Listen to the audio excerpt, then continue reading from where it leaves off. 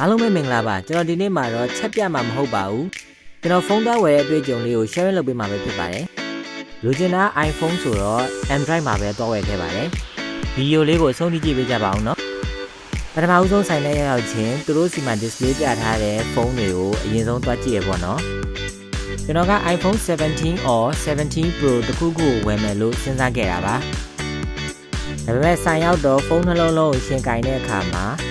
17ရိုးရိုးလေးကလက်ထဲမှာပေါ့ပါပါနဲ့ကြစ်ကြစ်လေးလေးရှိလို့17စိမ်းအောင်လေးကိုဝယ်ပစ်ခဲ့ပါတယ်အခုဆိုရင်ဖုန်းလေးလက်ထဲရောက်လာလို့ unboxing စလုပ်ပါတော့မယ်ခင်ဗျာ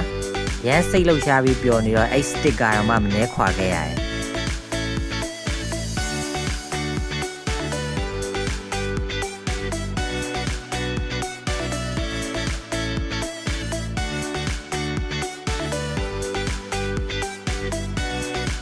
ဖုန်းဝယ်ပြီးအပြန်မှာတော့ကျွန်တော်ရဲ့ Dream PC ဖြစ်တဲ့ iMac နဲ့ Mac Mini လေးတွေကိုလည်းတွားပြီးတော့မှကလိကြည့်ခဲ့ပါသေးတယ်။ဒါကတော့ Apple ရဲ့ထုတ်တဲ့ keyboard လေးပါအပြင်မှာတော်တော်လေးကိုပါပါတယ်။အစားတစ်လိုင်းဆိုတော့ဖုန်းဝယ်ပြီးအပြန်ဂျိုဂျို hotpot မှာဝင်ကြိတ်ခဲ့ပါသေးတယ်။